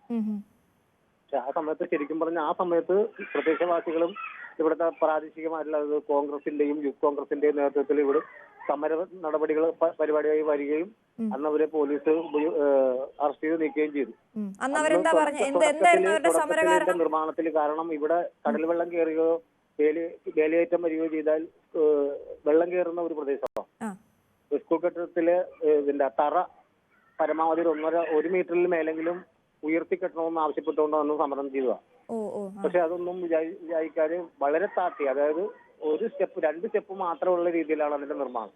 അതായത് ആ മുറ്റത്ത് വെള്ളം കയറിയ സ്കൂൾ കെട്ടിടത്തിന്റെ അകത്തേക്ക് വെള്ളം കയറുന്ന ലെവലില് ഇവിടെ എപ്പോഴും കടലുകയറ്റവും രൂപപ്പെട്ടിട്ട് ആളുകൾ ആശ്രയിക്കുന്ന ഒരു ക്യാമ്പ് എന്ന നിലക്ക് ഉപയോഗിക്കുന്ന സ്കൂളുകളാണ് അത്. അവിടെയാണ് ഈ ലെവലിലേക്ക് വന്നേക്കുന്നത്. ഇപ്പൊ ഇത് ഭയങ്കര മോശമായ സ്ഥിതിയിലാണ്. ഇങ്ങനെ ഇളകി തുടങ്ങിയത് എപ്പോഴായിരുന്നു സലിം? ഇതിപ്പോ ഒരു നിർമ്മാണം കഴിഞ്ഞ് അപ്പൊ തന്നെ ഇതിന്റെ നിർമ്മാണം ചോർച്ച തുടങ്ങിയെന്നാണ് ഇവിടുത്തെ പഠിക്കുന്ന വിദ്യാർത്ഥികളിൽ നിന്നും മനസ്സിലാക്കുന്നത്. കാരണം പല കുട്ടികളും പറഞ്ഞ പഠിക്കാൻ പറ്റാത്ത കാരണം സ്കൂൾ കുട്ടികൾ ഒരു സ്കൂളിൽ തീർത്തും കുട്ടികളെ ഒഴിപ്പിച്ചുകൊണ്ട് തൊട്ടടുത്ത സ്കൂളിലേക്ക് അതിന്റെ ഭിത്തിയോട് ചേർത്ത് മേശയിട്ടുകൊണ്ടാണ് കുട്ടികളെ ഇരുത്തിയിരിക്കുന്നത്. അപ്പം അതിന്റെ സെന്ററിൽ വെള്ളം വീണിരിക്കുക. അതുകാരണം കുട്ടികൾക്ക് ഇരിക്കാനും കുട്ടികളുടെ പാഠപുസ്തകങ്ങൾ നനഞ്ഞു പോവുകയും കുട്ടികൾ ഇടുന്ന യൂണിഫോം നനഞ്ഞു പോവുകയും അത് എന്തോ ഒരു സ്മെല്ലുള്ള വെള്ളമാണ് മേലിൽ നിന്ന് വരുന്നതാണ് വിദ്യാർത്ഥികൾ പറയുന്നത്. അപ്പൊ മേലത്രയും അഴുക്കുകൾ കെട്ടിക്കിടന്നിട്ട് ആ വെള്ളമാണ് താഴത്തേക്ക് വരുന്നത്. അപ്പൊ അതുകൊണ്ട് അവിടെ ആ സ്കൂളിലേക്ക് ഉപയോഗിക്കാൻ പറ്റില്ല. കാരണം ഏത് സമയത്ത് ഒരു അപകടം സംഭവിക്കുന്ന രീതിയിലാണ് ഇപ്പോൾ ആ കെട്ടിടത്തിന്റെ അവസ്ഥ. അതാണ് വളരെ ഗൗരവമുള്ള വിഷയമാണ്. സലിം, വളരെയധികം നന്ദി ഞങ്ങളോട് സംസാരിച്ചതിന്. ഡാനി ഇപ്പോൾ അല്പസമയത്തിനകം നമുക്കൊപ്പം ചേരും. എന്തായാലും വലിയ ഗുരുതരമായ വിഷയം. ഇപ്പോൾ സലിം, പ്രദേശവാസിയായ സലിം പറഞ്ഞതുപോലെ കുഞ്ഞുങ്ങൾക്ക് അവിടെ ഇരുന്ന് പഠിക്കാനാകാത്ത അവസ്ഥയുണ്ട്, കുഞ്ഞുങ്ങൾ അവിടെ നിന്ന് മാറ്റിയെന്ന് പറയുന്നു. പക്ഷേ എന്തിനാണ് ഇങ്ങനെ ഒരു സ്കൂൾ കെട്ടിടം നിർമ്മിച്ച് അവരെ പറ്റിച്ചത് എന്നുള്ള ചോദ്യമാണ് ഗൗരവമായി ഉയരേണ്ടത്. ഒന്ന്, അവരുടെ സുരക്ഷ. 2, ഇത്തരത്തിൽ 6 കോടി ചെലവഴിച്ച് നിർമ്മിച്ച ഒരു കെട്ടിടത്തിൽ 5 വർഷം പൂർത്തിയാകുന്നതിന് മുൻപേ വിള്ളലുണ്ടാകുന്നു, പൊളിഞ്ഞിളകുന്നു, ചോരുന്നു. വാർക്ക കെട്ടിടമാണ് എന്ന് ആലോചിക്കണം. ഡാനി ഇപ്പോൾ തുടരുന്നുണ്ട്. ഡാനി, സലീമൊക്കെ പറഞ്ഞതുപോലെ കുഞ്ഞുങ്ങളുടെ സുരക്ഷ വളരെ പ്രധാനപ്പെട്ടതാണ്. ഒപ്പം ഈ തീരദേശത്തൊക്കെ ഒരു കെട്ടിടം ചെയ്യുമ്പോൾ അത് എന്തൊക്കെ കാര്യങ്ങൾ ശ്രദ്ധിച്ചായിരിക്കണം ചെയ്യേണ്ടത്? അതിൻ്റെ അടിസ്ഥാനപരമായ അവരുടെ ആവശ്യങ്ങൾ പോലും കണ്ടില്ലെന്ന് നടിച്ചുകൊണ്ടാണ് ഈ കെട്ടിടം പണിതിരിക്കുന്നത് എന്നുള്ളതാണ്. ചെല്ലാനം പുത്തൻതോട് സ്കൂളിനാണ് ഈ ഒരു ദുരവസ്ഥയുണ്ടായിരിക്കുന്നത്. വലിയ കൊട്ടിഘോഷിച്ച് നിർമ്മിച്ച പുതിയ കെട്ടിടം 5 വർഷമാകുന്നതിന് മുൻപ് 2011 ഉദ്ഘാടനം കഴിഞ്ഞത്. ഇപ്പോൾ 5 വർഷമാകുന്നതിന് മുൻപ് തന്നെ കെട്ടിടത്തിന് ചോർച്ചയുണ്ടായിരിക്കുന്നു, കെട്ടിടം ഉപയോഗശൂന്യമായിരിക്കുന്നു എന്ന് തന്നെ പറയാം. കുഞ്ഞുങ്ങളെ അവിടെ നിന്ന് മാറ്റി പഴയ കെട്ടിടത്തിലിരുത്തി തന്നെയാണ് പഠിപ്പിക്കുന്നതെന്നാണ് മനസ്സിലാകുന്നത്. ഇതിൽ സ്കൂൾ അധികൃതരുടെയും PTA ഭാരവാഹികളുടെയൊക്കെ അഭിപ്രായം നമുക്ക് ആവശ്യമുണ്ട്. നമ്മൾ അവരെയൊക്കെ ഇപ്പോൾ ടെലിഫോണിൽ ബന്ധപ്പെടാൻ ശ്രമിക്കുന്നുമുണ്ട്. ഇത് എന്താണ് സംഭവിച്ചതെന്ന് കൃത്യമായി അധികൃതർ ഉത്തരം പറഞ്ഞേ മതിയാകൂ. ഡാനി, ഞാൻ ചോദിക്കുകയായിരുന്നു, ഈ കുട്ടികളുടെ സുരക്ഷ കണക്കിലെടുത്ത് അവർ കുഞ്ഞുങ്ങളെ മാറ്റി പാർപ്പിച്ചു എന്ന് പറയുമ്പോഴും ഈ കെട്ടിടം ഇങ്ങനെ ഒരു സ്കൂളെന്ന് പറയുമ്പോൾ അവിടെ ക്യാമ്പായൊക്കെ പ്രവർത്തിക്കേണ്ട കെട്ടിടം കൂടിയാണ്. അതിങ്ങനെ ഒരു അടിസ്ഥാനവുമില്ലാതെ നേരത്തെ നമ്മളോട് സംസാരിച്ച പ്രദേശവാസിയായ സലീം പറയുന്നുണ്ടായിരുന്നു, വലിയ പ്രക്ഷോഭമൊക്കെ അന്ന് കോൺഗ്രസ് നടത്തിയിരുന്നു ഈ കെട്ടിടം പണി തുടങ്ങുന്നതിന് മുമ്പ്. കാരണം കുറച്ചുകൂടി ഉയർത്തി, ഈ അടിത്തറ കുറച്ചുകൂടി ഉയർത്തി കെട്ടണം, വെള്ളം പൊങ്ങുന്ന പ്രദേശമാണ് എന്നൊക്കെ. അപ്പോൾ ചെറിയ മഴ പെയ്താലും വെള്ളം കയറിയാലൊന്നും അവിടെ ഒരു പ്രശ്നമല്ല എന്ന് പറഞ്ഞുകൊണ്ട് എല്ലാ ആവശ്യങ്ങളെയും കണ്ടില്ലെന്ന് നടിച്ചുകൊണ്ട് വെറുതെ ഒരു പേരിനൊരു കെട്ടിടം അതായിരുന്നു പണിത്.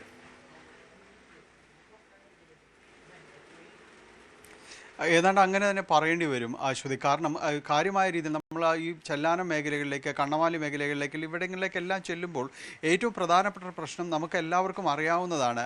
വെള്ളക്കയറ്റം വളരെയധികം ഉണ്ടാകുന്ന ഒരു മേഖലയാണ്. അപ്പോൾ സ്വാഭാവികമായി അവിടെ പണിയുന്ന ഏതൊരു പുതിയ നിർമ്മിതി, ഒരു ചെറിയ വീട് വെച്ചാൽ പോലും, ഏതെങ്കിലും ചെറിയൊരു കെട്ടിടം വെച്ചാൽ പോലും അതിൻ്റെ തറനിരപ്പ് നല്ല ഉയരത്തിൽ പണിയുന്നത് അവിടെ എല്ലാം നാട്ടുകാരുടെ ഒരു ശീലമാണ്. കാരണം അങ്ങനെ ചെയ്തേ മതിയാവും. ഇനി വരാനിരിക്കുന്ന ഈ മഴയും വെള്ളവും ഇതെല്ലാം തന്നെ അതിജീവിക്കേണ്ടതുണ്ട്. മാത്രമല്ല അവിടുത്തെ സ്കൂളുകൾക്ക് നേരത്തെ അശ്വതി സൂചിപ്പിച്ചതുപോലെ ഒരു പൊതു സ്വഭാവമുണ്ട്. കാരണം അവിടങ്ങളിലെല്ലാം ഏതു സമയവും അത് ദുരിതാശ്വാസ ക്യാമ്പുകളായി മാറാനുള്ള എല്ലാ സാധ്യതയുമുള്ള ഒരിടങ്ങൾ കൂടിയാണ്. അപ്പോൾ ഇതെല്ലാം തന്നെ ആ വെള്ളപ്പൊക്കത്തിൽ നിന്നും ചുറ്റുപാടും എല്ലാം ഈ വെള്ളം കയറുന്ന ഈ കായൽ നിരത്തുകൾ, അത്തരം കാര്യങ്ങളെല്ലാം തന്നെയുണ്ട്. അപ്പോൾ ഇതിൽ നിന്നെല്ലാം തന്നെ രക്ഷ നേടുന്ന ഒരിടം കൂടിയാണ്. അത് സ്വാഭാവികമായി അതിൻ്റെ തറനിരപ്പ് അടക്കം ഉയർത്തേണ്ടത്. പക്ഷെ അതൊന്നുമില്ല, ആ രീതിയിലൊന്നുമല്ല അതിൻ്റെ നിർമ്മാണം പൂർത്തിയാക്കിയിരിക്കുന്നത്. അത് മാത്രവുമല്ല, ഇപ്പോൾ പൂർത്തിയാക്കിയ കെട്ടിടത്തിലാണ് ഈ രീതിയിൽ അതിൻ്റെ ഒരു കോൺക്രീറ്റ് കെട്ടിടത്തിൻ്റെ മേൽക്കൂര ചോരുന്നു എന്ന അവസ്ഥയിലേക്ക് വരുമ്പോൾ എന്താണ് അതിനൊരു ഉറപ്പ്? പല രീതിയിലുള്ള അവിടെ ഓട്ടയടക്കൽ ശ്രമങ്ങളെല്ലാം തന്നെ പലതും ഉണ്ടായിരുന്നു. പക്ഷേ ഇതൊന്നും ഫലവത്തായില്ല. വീണ്ടും വെള്ളം ക്ലാസ് മുറിക്കകത്തേക്ക് വരുന്നു. ചോർച്ച ഒരു നിവൃത്തിയും ഇല്ലാത്തതുകൊണ്ടാണ് ഒരു ക്ലാസ് റൂം ഒഴിപ്പിച്ചത്. മറ്റൊന്ന് അതിൻ്റെ ഒരു ചോർച്ചയ്ക്കനുസരിച്ച് മറ്റ് ബെഞ്ച് നീക്കിയിട്ടാണ് കാര്യങ്ങൾ ക്രമീകരിച്ചിരിക്കുന്നത്. അത് രണ്ടാമത്തെ ഒരു ക്ലാസ് റൂമിലേക്ക് വരുന്നു. ഈ രീതിയിൽ തന്നെ പലയിടത്തും തന്നെ അതിൻ്റെ ഭിത്തികൾക്ക് വിള്ളൽ വീഴുന്ന ഒരവസ്ഥ, ഇത്രയെല്ലാം കാര്യങ്ങൾ തന്നെ വന്നിരിക്കുന്നു. ഒട്ടും സുരക്ഷിതമല്ലാത്തൊരു സാഹചര്യത്തിൽ കൂടിയാണ് വരേണ്ടത്. അവിടെ കൃത്യമായൊരു സുരക്ഷാ ഓഡിറ്റിംഗ് അടക്കം ഇവർ നടത്തേണ്ടതുണ്ട്. എന്താണ് അവിടെ സംഭവിച്ചിരിക്കുന്നതെന്ന് പൊതുമരാമത്ത് വകുപ്പ് അടക്കം ഇത്തരം കാര്യങ്ങളിൽ നിരീക്ഷണം നടത്തണം. ഗൗരവതരമായി ഇടപെടൽ അവിടെ അത്യന്താപേക്ഷിതമാണ്. പ്രത്യേകിച്ച് തീരമേഖലയാണ്. അപ്പോൾ അതിൻ്റെ ഒരു പ്രദേശത്തിൻ്റെ ഒരു സ്വഭാവം കൂടി കണക്കിലെടുക്കണം. കാരണം ഉപ്പിൻ്റെ ഒരു അംശം എല്ലാം തന്നെ ഇതിലുള്ളത് കൊണ്ട് തന്നെ കെട്ടിടങ്ങൾ നിർമ്മിക്കുമ്പോൾ ആ രീതിയിലുള്ളതായിരിക്കണം. പുതിയ നിർമ്മിതികൾ പലതും തന്നെ ആ രീതിയിലുള്ളതാണ്. പക്ഷേ എന്തുകൊണ്ട് ഇത്തരം കെട്ടിടങ്ങൾ അങ്ങനെ ആകുന്നില്ല എന്നതാണ് ചോദ്യമാവുന്നത്. ഏതായാലും വലിയ രീതിയിലുള്ളൊരു പ്രതിഷേധം ആ മേഖലയിൽ നിലനിൽക്കുന്നുണ്ട്. കൃത്യമായ നടപടികൾ വേണം എന്ന് തന്നെയാണ് അവർ ആവശ്യപ്പെടുന്നത്. നോക്കിപ്പോയിട്ടുണ്ടെന്നാണ് പറയുന്നത്. നമുക്ക് നോക്കാം, എന്തെങ്കിലും നടക്കുമോ എന്ന് നോക്കാം. നമ്മുടെ കൂടി ഉത്തരവാദിത്തമാണല്ലോ. ഡാനി പോളാണ് വിവരങ്ങൾ നൽകിയത്. നമ്മൾ ഇനി പോകുന്നത്, ഇപ്പോൾ പറഞ്ഞത് പുതിയ കെട്ടിടത്തെക്കുറിച്ചാണെങ്കിൽ പഴയ കെട്ടിടം ഭീഷണി ഉയർത്തുന്ന മറ്റൊരു സ്കൂളിന്റെ വാർത്തയുണ്ട് കോഴിക്കോട് നഗരഹൃദയത്തിൽ. അതിലേക്ക് വരാം ഒരു ചെറിയ ഇടവേളയ്ക്ക് ശേഷം.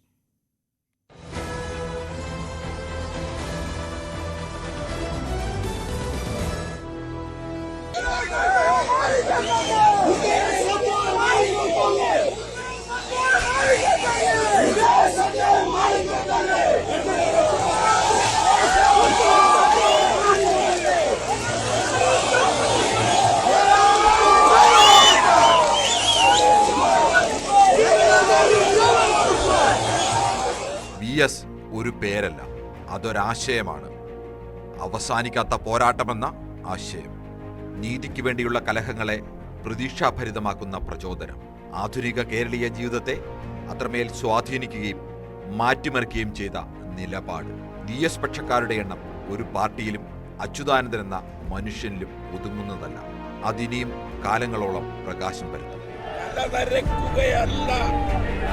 എന്റെ വൃദ്ധത്വം തലനരക്കാത്തതല്ല, എന്റെ യുവത്വവും മുടിയ ദുഷ്പ്രഭുത്വത്തിൻ തിരുമുമ്പിൽ തലകുനിക്കാത്തതാണ് എന്റെ യൗവനം.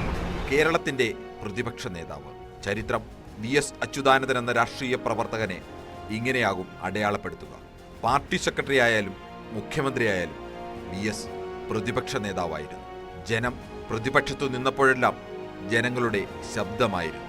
ജനങ്ങൾക്കും ഭാവി തലമുറകൾ ഒരു തരത്തിലുള്ള ക്ഷീണവും വരുന്നതല്ല എന്ന് പഠന റിപ്പോർട്ട് ലഭിച്ചതിന് ശേഷം മാത്രമേ കൂടംകുളം പദ്ധതിയുമായി മുന്നോട്ട് പോകാവൂ. പ്രകൃതി സംരക്ഷണമാണ് വികസനത്തിന്റെ ആദ്യ പാഠമെന്ന് ഉറക്കെ ആവർത്തിച്ച് കലഹിച്ചു ബോധ്യപ്പെടുത്തിയ കമ്മ്യൂണിസ്റ്റ്.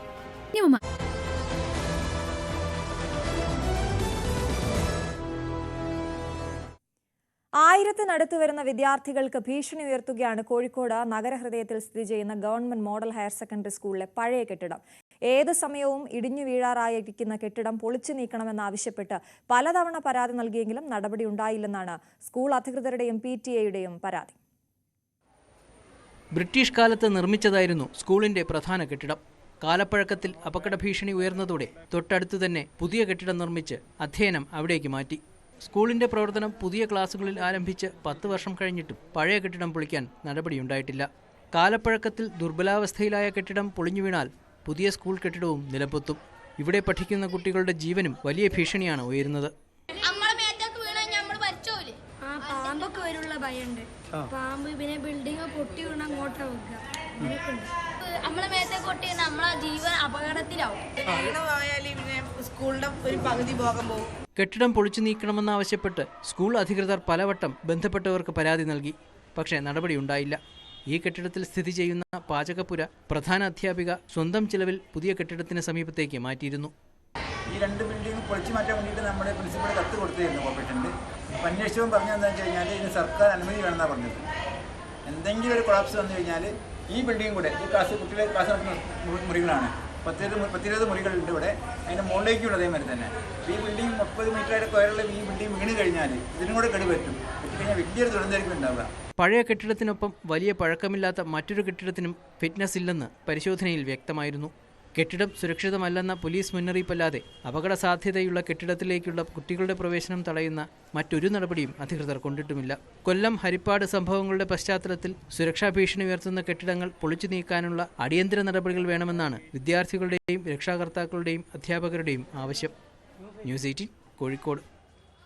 MS അനീഷ് കുമാർ വിവരങ്ങളുമായി ചേരുകയാണ്. അനീഷ്, എത്ര അനുഭവങ്ങൾ ഇതിനു മുൻപുണ്ടായി? ഓരോ മഴക്കാലത്തും ഓരോ കെട്ടിടങ്ങൾ ഇടിഞ്ഞു വീഴുമ്പോൾ ഓരോരോ കാരണങ്ങൾ പറഞ്ഞൊഴിയുന്നു. അപകടത്തിൽ പലരും മരിക്കുന്നു, പലർക്കും പരിക്കേൽക്കുന്നു. പക്ഷേ ഇതിലൊന്നും പാഠം പഠിച്ചിട്ടില്ല എന്ന് തെളിയിക്കുന്നതാണ് ഈ സ്കൂളിലെ പഴയ കെട്ടിടങ്ങൾ.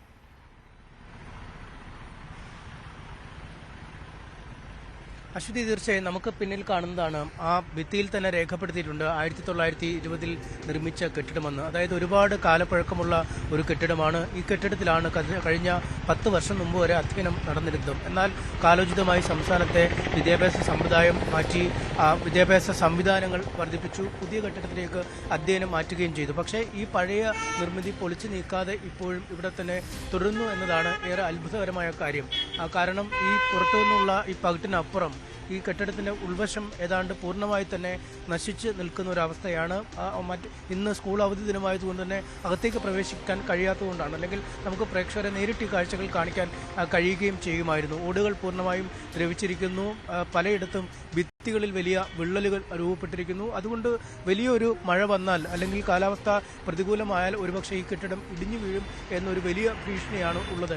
ഈ കെട്ടിടത്തിനോട് ചേർന്ന് തന്നെയാണ് ഇപ്പോൾ നിർമ്മിച്ചിരിക്കുന്ന പുതിയ സ്കൂൾ കെട്ടിടമുള്ളത്. അതുകൊണ്ട് ഈ കെട്ടിടത്തിന് എന്തെങ്കിലും ഒരു അത്യാഹിതമുണ്ടായാൽ മറുവശത്തുള്ള കെട്ടിടത്തിനെ വളരെ ദോഷകരമായ രീതിയിൽ ബാധിക്കുന്ന ഒരു സാഹചര്യമാണുള്ളത്. ഒപ്പം നമുക്കറിയാം, കുഞ്ഞുങ്ങളാണ് രാവിലെ മുതൽ സ്കൂളിലേക്ക് എത്തുമ്പോൾ അവർ ഇടവേളകളിലും ഉച്ച സമയത്തുമൊക്കെ ഈ കെട്ടിടത്തിൻ്റെ സമീപ പ്രദേശങ്ങളിലൂടെയൊക്കെ കളിച്ച് ചിരിച്ച് നടക്കുന്ന ഒരു സാഹചര്യമുണ്ടായി.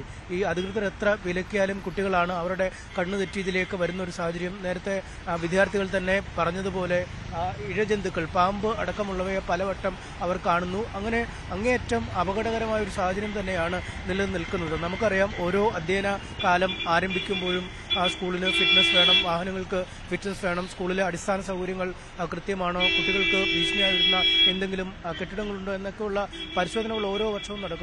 പക്ഷേ കഴിഞ്ഞ 10 വർഷത്തെ പരിശോധനകൾ നടന്നപ്പോഴും അധികൃതരുടെ കണ്ണിൽ ഈ ഒരു അപകട ഭീഷണി ഉയർത്തുന്ന കെട്ടിടം പിടിക്കുന്നില്ല എന്നതാണ് ഏറ്റവും ശ്രദ്ധേയമായ കാര്യം. ഈ സ്കൂളിലെ ഹെഡ് മിസ്ട്രസ് ആവട്ടെ, അല്ലെങ്കിൽ അധ്യാപക രക്ഷകത്വ സംഘടന ആവട്ടെ, അങ്ങനെ പലതരത്തിലുള്ള പരാതികൾ ഈ ബന്ധപ്പെട്ടവർക്ക് നൽകിയെങ്കിൽ പോലും എന്തുകൊണ്ട് പൊളിച്ചു നീക്കുന്നില്ല എന്നൊരു കൃത്യമായ വിശദീകരണം ഇപ്പോഴും ലഭിക്കുന്നില്ല എന്നാണ് അവർ പറയുന്നത്. പഴയ കെട്ടിടമാണ്, ഒരുപാട് കാലപ്പഴക്കമുള്ള കെട്ടിടമാണ്. പൊളിച്ചു നീക്കണമെങ്കിൽ ഒരു ഭഗീരഥ പ്രയത്നം തന്നെ വേണ്ടി വരും.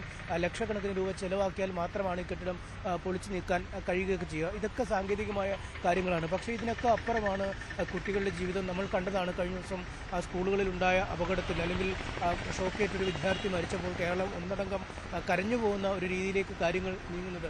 അതുകൊണ്ട് ഒരു കുട്ടിക്ക് പോലും ഒരു കാലിലൊരു പോറൽ പോലും സ്കൂളിലേക്ക് എത്തുമ്പോൾ ഏക്കാതിരിക്കുക എന്നത് വിദ്യാഭ്യാസ ഏറ്റവും പ്രധാനപ്പെട്ട കാര്യം ഈ കെട്ടിടത്തിനോട് ചേർന്ന് തന്നെ കുട്ടികൾ ഇപ്പോൾ പഠിക്കുന്ന ക്ലാസ് ഉണ്ട് എന്നുള്ളതാണ്. അവിടെ ഒപ്പം പ്രവർത്തിച്ചിരുന്ന ഭക്ഷണശാല അല്ലെങ്കിൽ കഞ്ഞിവെപ്പ് പുര ഹെഡ് മിസ്ട്രസ് ഇടപെട്ടുകൊണ്ട് അവരുടെ പൈസ മുടക്കി അവർ പുതിയ കെട്ടിടത്തിലേക്ക് മാറ്റിയെന്നാണ് പറയുന്നത്.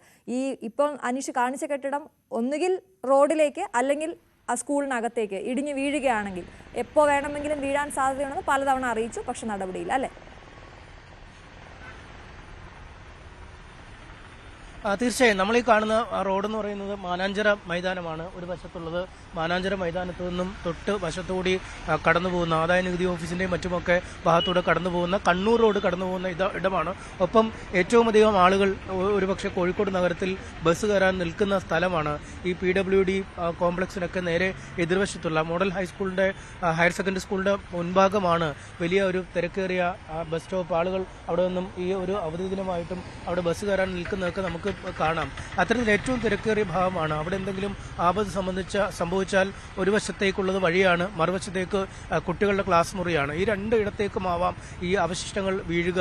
ഒരു വലിയ അപകടത്തിലേക്ക് തന്നെ കാര്യങ്ങൾ നയിക്കപ്പെടുന്ന സാഹചര്യമുണ്ട്. എന്താണ് ഇതിൻ്റെ ഒരു വസ്തുത അധികൃതർക്ക് മനസ്സിലാവാത്തതെന്നാണ് നമുക്ക് ഇപ്പോഴും പിടികിട്ടാത്തത്. കാരണം പോലീസ് ഉദ്യോഗസ്ഥർ അവിടെ ബോർഡുകൾ സ്ഥാപിച്ചിട്ടുണ്ട്, കെട്ടിടം അപകടസ്ഥിതിയിലാണ്, അങ്ങോട്ട് പോരുതെന്ന് കാണിച്ചു. ഒപ്പം ഈ ലോക്കൽ പോലീസ് സ്റ്റേഷനിൽ നിന്ന് പലവട്ടം അധികൃതർക്ക് ഇതുമായി ബന്ധപ്പെട്ട് ഈ കെട്ടിടത്തിന്റെ സുരക്ഷാ ഭീഷണിയുണ്ട്, കുട്ടികൾക്ക് അപകടകരമായ സ്ഥിതിയിലാണ് ഈ കെട്ടിടത്തിന്റെ നിലനിൽപ്പ് എന്നൊക്കെ ചൂണ്ടിക്കാട്ടി പലവട്ടം അവർ റിപ്പോർട്ടുകളൊക്കെ മുകൾ തട്ടിലേക്ക് നൽകിയിട്ടുണ്ട്. പക്ഷേ അപ്പോഴും എന്തുകൊണ്ടിത് പൊളിച്ചു നീക്കുന്നില്ല എന്നൊരു ചോദ്യമാണ് ഉയരുന്നത്. എന്തായാലും നമുക്ക് പ്രത്യാശിക്കാം. സംസ്ഥാനമൊട്ടാകെ സ്കൂളുകളിൽ ഒരു ഓഡിറ്റ് നടത്താനുള്ള നിർദ്ദേശം വിദ്യാഭ്യാസ വകുപ്പിന്റെ ഭാഗത്തു നിന്നും നൽകിയിട്ടുണ്ട്. അപകടാവസ്ഥയിലായ കെട്ടിടങ്ങൾ, വൈദ്യുതി ലൈനുകൾ, സ്കൂളിലേക്ക് വീഴാൻ നിൽക്കുന്ന മരച്ചില്ലകൾ തുടങ്ങി അങ്ങനെ എല്ലാ രീതിയിലുമുള്ള ഒരു ഓഡിറ്റിംഗ് നടത്തുന്നതിനുള്ള നിർദ്ദേശം പോയിട്ടുണ്ടെന്ന് മനസ്സിലാക്കാൻ കഴിയുന്നു. ആ നിർദ്ദേശത്തിനുള്ളിൽ ഈ കെട്ടിടവും പെടുമെന്ന് നമുക്ക് കരുതാം. അതാണ് അങ്ങനെ അത്തരത്തിലുള്ള നൂലാമാലകളൊക്കെ കഴിഞ്ഞ് ഓഡിറ്റൊക്കെ കഴിഞ്ഞ്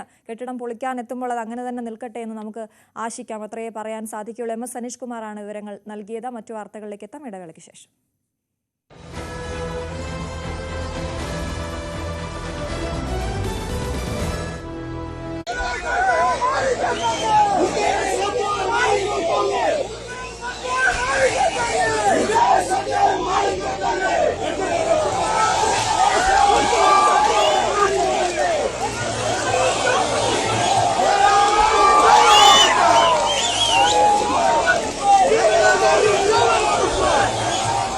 VS ഒരു പേരല്ല, അതൊരാശയമാണ്.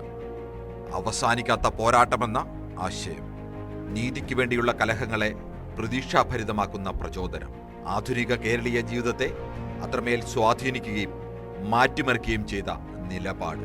VS പക്ഷക്കാരുടെ എണ്ണം ഒരു പാർട്ടിയിലും അച്യുതാനന്ദൻ എന്ന മനുഷ്യനിലും ഒതുങ്ങുന്നതല്ല. അതിനിയും കാലങ്ങളോളം പ്രകാശം പരത്തും. എന്റെ വൃദ്ധത്വം തലനരക്കാത്തതല്ല എന്റെ മുടിയ ദുഷ്പ്രഭുത്വത്തിൻ തിരുമുമ്പിൽ തലകുനിക്കാത്തതാണ് എന്റെ യൗവനം. കേരളത്തിന്റെ പ്രതിപക്ഷ നേതാവ്. ചരിത്രം VS അച്യുതാനന്ദൻ എന്ന രാഷ്ട്രീയ പ്രവർത്തകനെ ഇങ്ങനെയാകും അടയാളപ്പെടുത്തുക. പാർട്ടി സെക്രട്ടറി ആയാലും മുഖ്യമന്ത്രിയായാലും VS പ്രതിപക്ഷ നേതാവായിരുന്നു. ജനം പ്രതിപക്ഷത്തു നിന്നപ്പോഴെല്ലാം ജനങ്ങളുടെ ശബ്ദമായിരുന്നു.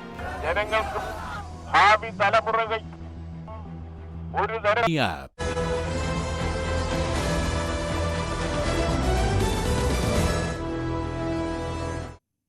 ഇന്ന് കർക്കിടക വാവാണ്. സംസ്ഥാനത്തെ പ്രധാന ക്ഷേത്രങ്ങളിലും കടൽ തീരങ്ങളിലും സ്നാനഘട്ടങ്ങളിലുമെല്ലാം പിതൃതർപ്പണ ചടങ്ങുകൾ നടക്കുകയാണ്. തിരുവനന്തപുരം ജില്ലയിലെ പ്രധാന ബലിതർപ്പണ കേന്ദ്രമായ വർക്കല പാപനാശത്ത് പുലർച്ചെ 3 മണി മുതൽ ബലിതർപ്പണം തുടങ്ങി. ബലിതർപ്പണം നടത്താൻ വർക്കല പാപനാശത്തേക്ക് നൂറുകണക്കിന് വിശ്വാസികളാണ് എത്തുന്നത്. വിവിധയിടങ്ങളിൽ നിന്നും ഞങ്ങളുടെ പ്രതിനിധികൾ ചേരുകയാണ്. ആദ്യം തിരുനാവായിൽ നിന്നും ജിഷാദാണ് ചേരുന്നത്. ജിഷാദ്, ഏത് രീതിയിലാണ് അവിടെ പുരോഗമിക്കുന്നത് ബലിതർപ്പണ ചടങ്ങുകൾ? അശ്വതി പിതൃസ്മരണയിൽ തിരുനാവായിൽ ബലിതർപ്പണം നടന്നുകൊണ്ടിരിക്കുകയാണ്. എനിക്ക് പിറകിൽ കാണുന്ന സ്ഥലത്ത് ആയിരക്കണക്കിന് ആളുകളാണ് ബലിതർപ്പണം നടത്തിക്കൊണ്ടിരിക്കുന്നത്. ക്ഷേത്ര കടമ്പുകളിൽ നല്ല തിരക്കാണ് അനുഭവപ്പെടുന്നത്. കർക്കിടക വാവുബലിയോടനുബന്ധിച്ച് പുലർച്ചെ മുതൽ തന്നെ ആരംഭിച്ച ചടങ്ങുകൾ ഉച്ചയോടെ പൂർത്തിയാകുമെന്നാണ് പ്രതീക്ഷിക്കുന്നതിന്. കേരളത്തിലെ പ്രധാന ബലിതർപ്പണ കേന്ദ്രങ്ങളൊന്നാണ് തിരുനാവായ. ത്രിമൂർത്തി സംഗമസ്ഥാനം എന്ന നിലയിൽ വിശ്വാസികൾക്ക് ഏറെ പ്രാധാന്യമുള്ളതാണ് ഈ തിരുനാവായ ക്ഷേത്രം. പുലർച്ചെ 2 മണിക്ക് ആരംഭിച്ച ചടങ്ങുകൾ 10,000കണക്കിന് ആളുകൾ വന്നുകൊണ്ടേയിരിക്കുകയാണ്. വിവിധ കർമ്മികൾ, അതായത് 16ഓളം കർമ്മികളും പരികർമ്മികളും നേതൃത്വത്തിലാണ് ഈ ചടങ്ങുകൾ നടന്നുകൊണ്ടിരിക്കുന്നത്. തങ്ങളുടെ വ്രതാനുഷ്ഠാനത്തോടെ എത്തിയ ഭക്തർ തങ്ങളുടെ വ്രതാക്കൾക്ക് മോക്ഷം ലഭിക്കുന്നതിനായി എള്ളും ജലവും എല്ലാം അർപ്പിച്ചു കഴിഞ്ഞു. ബലിതർപ്പണത്തിനായ ഭക്തർക്ക് പ്രഭാത ഭക്ഷണം അടക്കം ക്ഷേത്രത്തിൽ ഒരുക്കിയിരുന്നു. പ്രതിശാന്തിക്കായി തിലാഹോമം, സായുജ്യ പൂജ എന്നീ വഴിപാടുകൾ ക്ഷേത്രത്തിൽ ഒരുക്കിയിട്ടുണ്ട്. കേരളത്തിലെ വിവിധ ഭാഗങ്ങളിൽ നിന്ന്, അതായത് തമിഴ്നാട്, കർണാടക തുടങ്ങിയ സമീപ സംസ്ഥാനങ്ങളിൽ നിന്നും നിരവധി വിശ്വാസികളാണ് ബലിതർപ്പണത്തിനായി എത്തിയിട്ടുള്ളത്. എന്തായാലും വിശ്വാസികൾ ബലിതർപ്പിക്കുന്ന വിഷ്വൽസാണ് നമ്മൾ കണ്ടുകൊണ്ടിരിക്കുന്നത്. നമുക്ക് ഭക്തരെ തന്നെ ചോദിച്ചറിയാം. എവിടുന്ന് വരുന്നു? പെരുന്തമണ്ണ. രാവിലെ എത്ര മണിക്ക് എത്തി? 8:30 എത്തി. തിരക്കുണ്ടോ? എപ്പോഴാണ് കഴിയുന്നതാണ് പ്രതീക്ഷിക്കുന്നത്? കുറെ നേരമായോ വരിയില്? കുറച്ചു നേരമായി. കുട്ടിയൊക്കെ ഉണ്ടല്ലോ. ആർക്ക് വേണ്ടിയിട്ടാണ് അച്ഛന് വേണ്ടിയിട്ടാണ്. എവിടുന്ന വരുന്നത്? ഞാൻ ഇരിഞ്ഞാലക്കുട. ഇപ്പൊ പുറപ്പെട്ടു? ഇന്ന് കാലത്ത് പുറപ്പെട്ടു ട്രെയിനിന്. എത്ര മണിക്ക് പ്രതീക്ഷിക്കുന്നത്? എപ്പോഴാണ് ബലി അർപ്പിക്കാൻ കഴിയുന്നത്? അത് ബലി അർപ്പിക്കേണ്ട സമയം എത്ര കാത്തു നിന്നാലും ചെയ്തിട്ടേ പോവുള്ളൂ.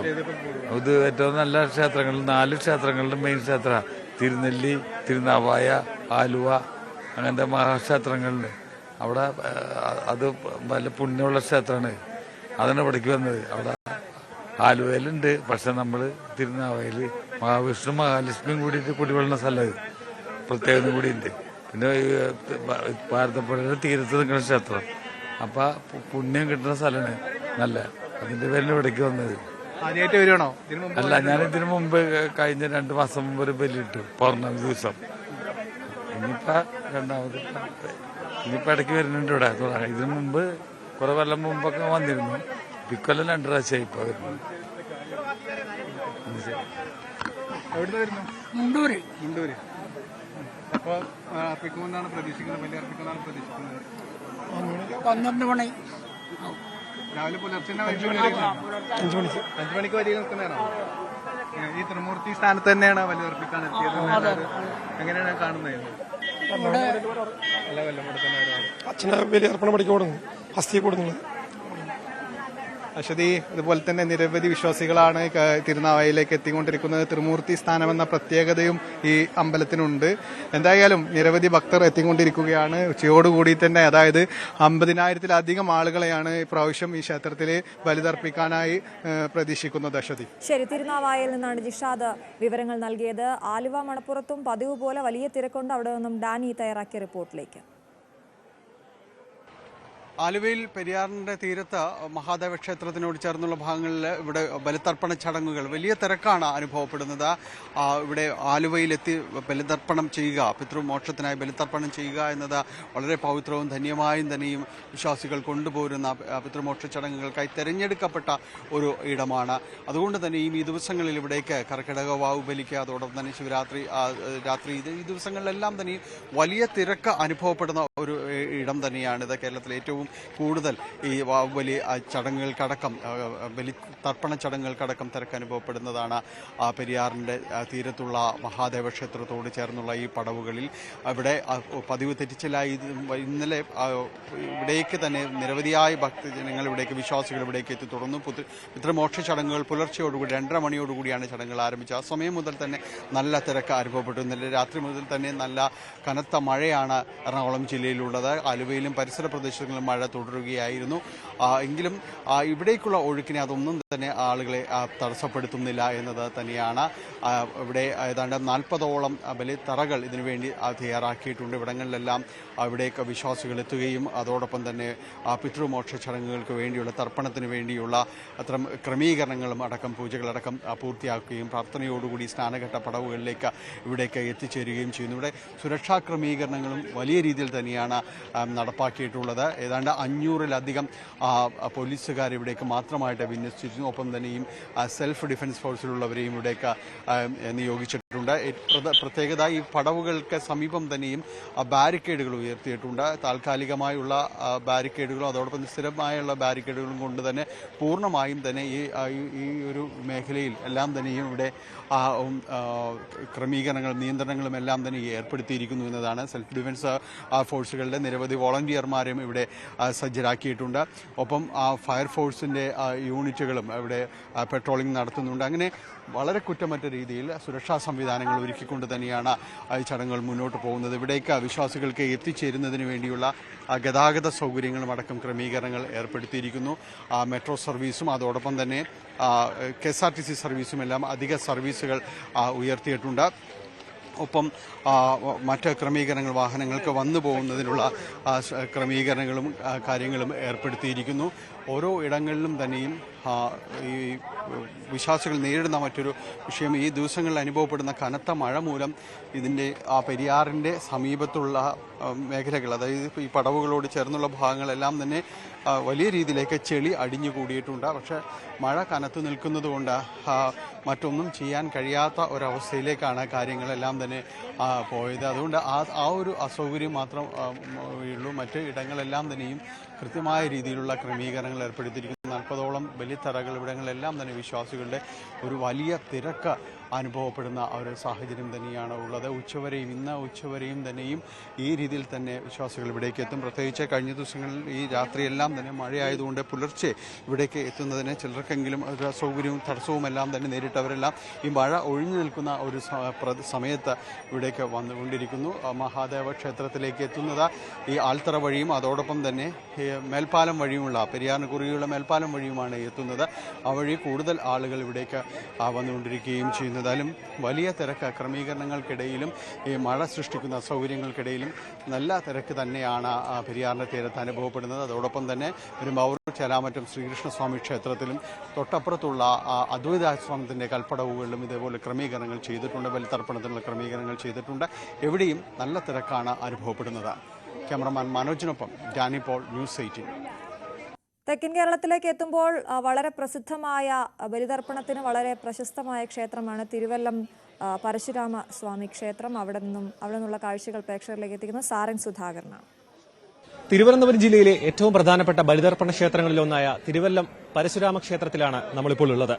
ഇവിടെ പുലർച്ചെ 2:30 മുതൽ തുടങ്ങിയ ബലിതർപ്പണ കർമ്മങ്ങൾ ഇപ്പോഴും നീണ്ടുകൊണ്ടിരിക്കുകയാണ്. ഇടവിട്ട് പെയ്തുകൊണ്ടിരിക്കുന്ന മഴ ഇടയ്ക്ക് ബുദ്ധിമുട്ട് സൃഷ്ടിച്ചെങ്കിലും ഭക്തജനങ്ങൾ ഇവിടെ ബലിതർപ്പണം നടത്തുന്ന ദൃശ്യങ്ങളാണ് നമുക്ക് കാണാൻ കഴിയുന്നത്. ഒപ്പം തന്നെ ഈ ഒരു അമ്പലത്തിന്റെ മറ്റൊരു വലിയ പ്രത്യേകത എന്ന് പറഞ്ഞാൽ അമ്പലത്തിനകത്ത് ബലിതർപ്പണം നടത്താൻ കഴിയുന്ന ഏക ക്ഷേത്രമാണ്. ഒപ്പം തന്നെ പരശുരാമ പ്രതിഷ്ഠയുള്ള ഏക ക്ഷേത്രം കൂടിയാണ്. പുരാവസ്തു വകുപ്പിന്റെ കീഴിൽ നിലനിൽക്കുന്ന ക്ഷേത്രമായതുകൊണ്ട് തന്നെ ഒരു പരിധിയിലധികം സജ്ജീകരണങ്ങൾ ഒരുക്കുന്നതിന് ക്ഷേത്ര ഭാരവാഹികൾക്ക് പരിമിതികളുണ്ട്. പക്ഷേ ആ ഒരു പരിമിതികളിൽ നിന്നുകൊണ്ട് തന്നെ ജനങ്ങൾ ഇവിടെ ഒഴുകിയെത്തുന്ന കാഴ്ചയാണ് നമുക്ക് കാണാൻ കഴിയുന്നത്.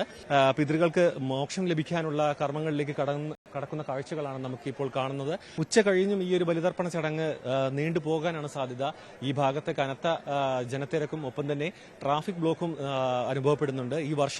ഒരു വർഷം മുഴുവൻ ഇത്തരത്തിൽ എല്ലാ ദിവസവും ബലിതർപ്പണം നടത്താൻ കഴിയുന്ന ഒരു ക്ഷേത്രമായതുകൊണ്ട് തന്നെ ഇവിടെ എല്ലാ ദിവസവും തിരക്കുണ്ട്. പക്ഷേ ഇത്തരത്തിലുള്ള കർക്കിടക വാവ് പോലെയുള്ള പ്രധാനപ്പെട്ട ദിവസങ്ങളിൽ അതിലധികം തിരക്ക് അനുഭവപ്പെടുന്ന സാഹചര്യം നമുക്ക് വർഷങ്ങളായി ഉള്ളത് തന്നെയാണ്. മാത്രമല്ല തെക്കൻ ജില്ലകളിൽ നിന്നും കൊല്ലം, പത്തനംതിട്ട തുടങ്ങിയ തിരുവനന്തപുരം ജില്ല ഒഴികെയുള്ള മറ്റെല്ലാ തെക്കൻ ജില്ലകളിൽ നിന്നും ജനങ്ങൾ ഇവിടെയാണ് കൂടുതലായും എത്തുന്നത്. കാരണം ഈ ബലിതർപ്പണത്തിന് ഏറ്റവും പ്രധാനപ്പെട്ട ക്ഷേത്രങ്ങളിൽ ഒന്നായി കണക്കാക്കുന്ന ക്ഷേത്രമാണ് തിരുവല്ലം ശ്രീ പരശുരാമ ക്ഷേത്രം.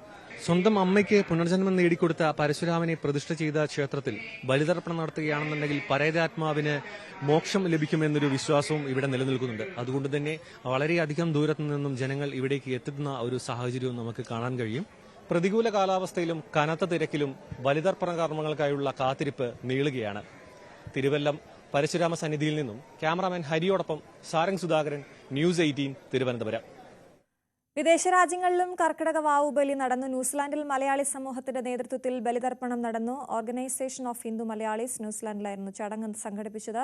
കേരളത്തിലെ ആചാരങ്ങൾ അനുസരിച്ച് ശ്രീ ദേവൻ നമ്പൂതിരി ചടങ്ങുകൾക്ക് കാർമ്മികത്വം വഹിച്ചു. 100 കണക്കിന് ആളുകൾ ബലിയർപ്പിച്ചു.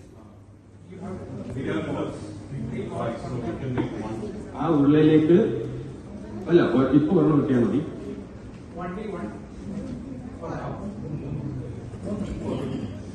ആ ഉരുളയിലേക്ക് കുറച്ച് എള്ള് ഇടുക.